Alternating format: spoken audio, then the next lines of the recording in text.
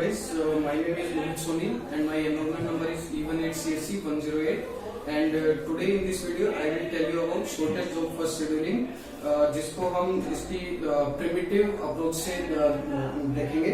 साथ ही हम जानेंगे कि इसके अंदर इसका टर्न अराउंड टाइम और वेटिंग टाइम हम लोग कैसे कैलकुलेट करते हैं। तो चलिए शुरू करते हैं। शुरू करने से पहले हम लोग इसके कुछ पॉइंट्स और डेफिनेशन देख लेते हैं और साथ में हम इसका एक न्यूमेरिकल भी सोल्व करेंगे जिससे कि हमको ये और अच्छे से समझ में आ सके। तो जो पहला इसके अंदर पॉइंट है वो है from all the available processes CPU will be assigned to that process whose burst time is smallest. मतलब बहुत ही सिंपल है, एक इंस्टेंस पे हमारे पास जितने भी अवेलेबल प्रोसेसेस हैं उनके अंदर से जिसका सबसे कम बर्स्ट टाइम है उसको हम लोग सीपीयू पहले असाइन कर देंगे। तो मान लीजिए हमारे पास एक प्रोसेस था P1, दूसरा प्रोसेस था P2, ठीक है। तो इसके अंदर P2 का जो बर्स्ट टाइम था वो था 3 और P1 का था 5। तो हम लोग क्या करेंगे, P2 को पहले असाइन कर देंगे सीपीयू। क्यों? क्योंकि P2 का बर्स्ट टाइम P1 से कम है। उसके बाद में हम लोग P1 को सीपीयू असाइन कर देंगे, ठीक है। अब इसके अंदर दूसरा पॉइंट क्या आता है, if there is a tie. मान लीजिए दो प्रोसेसेस के बीच में टाई होती है तो FCFS will be used to break the tie. मतलब कि कई बार हमारे पास ऐसे सर्कमस्टेंसेस आएंगे कि काफी सारे प्रोसेसेस का जो बर्स्ट टाइम है वो सेम होगा, तो हम लोग उसके अंदर FCFS का यूज करेंगे उनकी टाइम को ब्रेक करने के लिए और ये पता करने के लिए कि पहले सीपीयू किसको असाइन होगा। तीसरा जो इसके अंदर पॉइंट आता है वो आता है कि हम लोग इसको प्रिमिटिव और नॉन प्रिमिटिव दोनों अप्रोच से कर सकते हैं, ठीक है। तो अब आप मेरे से पूछेंगे कि भैया ये प्रिमिटिव और नॉन प्रिमिटिव क्या है। तो नॉन प्रिमिटिव कुछ नहीं है। नॉन प्रिमिटिव के अंदर क्या होता है कि मान लीजिए आपने किसी प्रोसेस को सीपीयू असाइन कर दिया, तो जब तक वो प्रोसेस एग्जीक्यूट नहीं हो जाता है तब तक हम लोग उस प्रोसेस से सीपीयू नहीं छीन सकते हैं। जबकि प्रिमिटिव के अंदर हम लोग कॉन्टेक्स्ट स्विचिंग कर सकते हैं। मान लीजिए प्रिमिटिव के अंदर हमने एक प्रोसेस P1 डाला, तो वो P1 सीपीयू के अंदर एग्जीक्यूट हो ही रहा था, तभी एक प्रोसेस हमारे पास आता है P2 जिसका जो P1 का जो बचा हुआ टाइम था उससे कम P2 का बस टाइम है। तो उस टाइम पे हम लोग P1 से सीपीयू छीन लेंगे और P2 को हम लोग सीपीयू असाइन कर देंगे। ये प्रिमिटिव और नॉन प्रिमिटिव है। अब इसके अंदर बालक पूछ सकते हैं कि इसके अंदर ऑप्टिमल कौन सा है। तो मैं बोलूंगा कि जो प्रिमिटिव वर्जन है वो इसका ऑप्टिमल है। क्यों? क्योंकि प्रिमिटिव कम वेटिंग टाइम को देने की गारंटी करता है, मिनिमल वेटिंग टाइम, ठीक है। तो ये पॉइंट हो गए। अब इसका एक न्यूमेरिकल देख लेते हैं। तो मैंने ये एग्जांपल पहले यहाँ पे लिख लिया है। तो मान लीजिए आपके पास 5 प्रोसेस थे P1, P2, P3, P4, P5 और उनके जो रिस्पेक्टिव अराइवल टाइम थे वो था 3, 1, 4, 0, 2 और इनका जो बस टाइम था वो था 1, 4, 2, 6, 3। तो इसका जो मतलब सोल्व करने का तरीका है मैं आपको प्रिमिटिव अप्रोच बता रहा हूँ इसकी, ठीक है। तो इसके अंदर हम लोग सबसे पहले क्या करते हैं, गैंट चार्ट बनाते हैं। गैंट चार्ट ही इसके अंदर सबसे ज्यादा इंपॉर्टेंट होता है। अगर आपने गैंट चार्ट इसका सही बना लिया तो मान लीजिए आपने 80% से ज्यादा प्रॉब्लम को सोल्व कर लिया, क्योंकि इसकी कैलकुलेशन में इतनी ज्यादा डिफिकल्टी नहीं है, नॉर्मल प्लस माइनस है। मेन इसके अंदर गैंट चार्ट ही है। तो गैंट चार्ट बनाना सबसे ज्यादा जरूरी है इसके अंदर। तो चलिए देखते हैं गैंट चार्ट इसके अंदर कैसे बनाते हैं, ठीक है। तो 0 से शुरू करते हैं हम लोग। तो 0 पे देखते हैं कि हमारे पास कौन सा प्रोसेस अराइव हो चुका है। तो 0 पे देखते हैं कि हम लोग यहाँ पे हमारे पास P4 आ चुका है, तो हम लोग P4 को असाइन कर देंगे सीपीयू। अब ये 1 सेकंड के लिए चलेगा। 1 सेकंड के बाद में हम लोग चेक करेंगे कि कोई और प्रोसेस हमारे पास अराइव हुआ 1 पे। जी हाँ, P2 हमारे पास अराइव हो चुका है 1 पे। तो अब हम लोग जो P4 1 सेकंड चल चुका तो इसका जो टाइम बचा वो बचा है 5। अब हम इन दोनों के अंदर से देखेंगे कि किसका बस टाइम कम है। तो क्लियरली यहाँ से दिख रहा है कि P2 का बस टाइम कम है। तो अब हम लोग P4 से सीपीयू को छीन के P2 को हम लोग इसमें सीपीयू दे देंगे और उसको 1 सेकंड के लिए चलाएंगे तो ये हो गया 2, ठीक है। तो इसका टाइम बचा है 3। अब 2 पे देखते हैं कि हम लोग कोई और प्रोसेस अराइव हुआ है। जी हाँ, P5 आ चुका है हमारे पास। अब इनका बस टाइम P2 का भी 3 है और P5 का भी 3 है, तो ये टाई हो गए यहाँ पे। तो हम लोग FCFS का यूज करेंगे, जो पहले आया उसको हम लोग सीपीयू पहले दे देंगे। तो यहाँ पे P2 पहले आ चुका है, तो P2 पहले आया तो हम लोग P2 को ही कंटिन्यू करेंगे। तो P2 फिर कंटिन्यू रहेगा 1 सेकंड के लिए और तो ये 3 हो गया।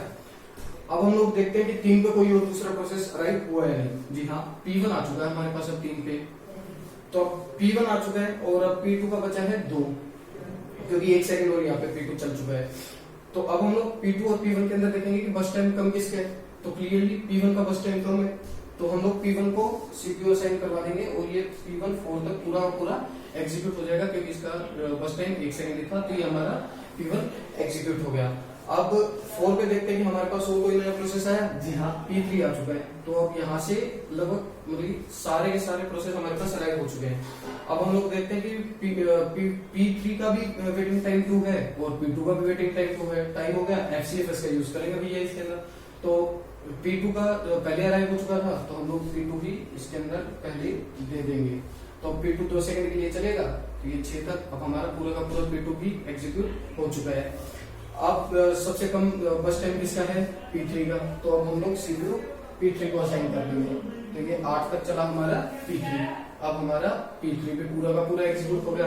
अब P4 और P5 के अंदर देखेंगे कि सबसे कम बस टाइम किसका है, तो क्लियरली P5 का बस टाइम कम है, क्योंकि P4 का तो 5 है, तो P5 को हम लोग CPU असाइन कर देंगे। तो P5 को यहाँ पे असाइन किया और ये 11 तक चला हमारा P5, ठीक है। अब हमारा P5 में पूरा एग्जीक्यूट हो गया।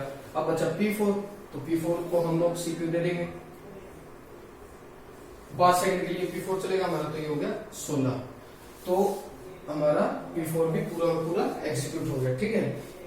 तो अब हम लोग इसके अंदर देखते हैं कि टर्न अराउंड टाइम और वेटिंग टाइम हम लोग इसके अंदर कैसे कैलकुलेट करेंगे, ठीक है। तो अब मेरे से आप पूछोगे कि टर्न अराउंड टाइम और वेटिंग टाइम का फॉर्मूला क्या है, तो very simple, turn around time जो होता है वो होता है exit time minus entry time, arrival time, ठीक है। और वेटिंग टाइम क्या होता है, तो देखिए यहां से देखते हैं, टर्न अराउंड टाइम जो हमारा होता है वो होता है बस टाइम प्लस वेटिंग टाइम, ठीक है।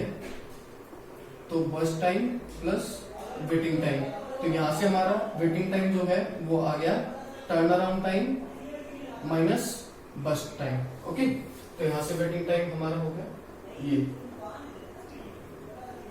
तो अब चलिए इसकी कैलकुलेशन कर लेते हैं। तो टर्न अराउंड टाइम की हम लोग पहले कैलकुलेशन करते हैं। तो टर्न अराउंड टाइम के अंदर हर प्रोसेस का अराइवल टाइम हम लोग ये एग्जिट टाइम देख लेते हैं क्या है। तो P1 का एग्जिट टाइम क्या है, P1 का एग्जिट टाइम है 4 और P1 अराइव कब हुआ था 3 पे, तो इसका ये टर्न अराउंड टाइम 1 हो गया। अब P2 का देखते हैं, P2 का एग्जिट टाइम क्या है, P2 का एग्जिट टाइम है 6, ठीक है, और इसका अराइवल टाइम है 1, तो 6 माइनस 1 5, ठीक है। P3, अब P3 का एग्जिट टाइम क्या है 8, ठीक है, तो 8 और इसका अराइवल टाइम क्या है 4, तो 8 माइनस 4 इक्वल टू 4, ठीक है। अब हम लोग देखते हैं P4 का, तो P4 का एग्जिट टाइम क्या है भैया 16, तो 16 माइनस अराइवल टाइम क्या है 0, तो ये हो गया 0, ठीक है। P5 का देख लेते हैं, तो P5 का एग्जिट टाइम क्या है 11, ठीक है, तो P5 का हो गया 11 एग्जिट टाइम और अराइवल टाइम क्या है 2, तो 11 माइनस 2 इक्वल टू 9। तो ये तो हमारी कैलकुलेशन हो गई टर्न अराउंड टाइम की। अब हम लोग इसका वेटिंग टाइम कैलकुलेट कर लेते हैं, ठीक है। तो वेटिंग टाइम के अंदर हर प्रोसेस का हमारे पास टर्न अराउंड टाइम है। तो P1 का टर्न अराउंड टाइम क्या है 1, बस टाइम क्या है इसका 1, तो 1 माइनस 1 इक्वल टू 0। अब P2 का देख लेते हैं, P2 का टर्न अराउंड टाइम क्या है 5, तो P2 का टर्न अराउंड टाइम क्या है 5 माइनस इसका बस टाइम क्या है 4, तो 5 माइनस 4 इक्वल टू 1, ठीक है। अब P3 का टर्न अराउंड टाइम क्या है 4 और इसका जो बस टाइम क्या है वो है 2, तो 4 माइनस 2 इक्वल टू 2, ठीक है। अब ये P4 का टर्न अराउंड टाइम क्या है, सॉरी ये यहाँ पे मेरे से गलती हो गई, 16 माइनस 0 इक्वल टू 16 हो गया यहाँ पे, ठीक है। तो यहां से देखते हैं आप वेटिंग टाइम क्या हो गया 16 माइनस इसका बस टाइम क्या है 6 इक्वल टू 10, ठीक है। अब इसके अंदर P5 बचा हमारा, तो P5 का टर्न अराउंड टाइम क्या है 9 और इसका बस टाइम क्या है 3, 9 minus 3 equal to 6। तो ये हमारी कैलकुलेशन हो गई वेटिंग टाइम की। ठीक है, अब इसके अंदर आप लोग मतलब कि मान लीजिए एग्जाम वगैरह के अंदर है तो आप क्रॉस चेक भी कर सकते हैं गैंट चार्ट से कि कैसे आपका वेटिंग टाइम सही है या नहीं है। मैं 2 का करके बता देता हूँ। जैसे मान लीजिए P1 का, तो P1 का अराइवल टाइम क्या है 3, P1 का अराइवल टाइम है 3 और P1 को प्रोसेस कब मिला 3 पे और 1 सेकंड में वो करके निकल भी गया। तो कितने सेकंड के लिए वेट किया P1 ने 0 सेकंड के लिए, तो मतलब ये सही है।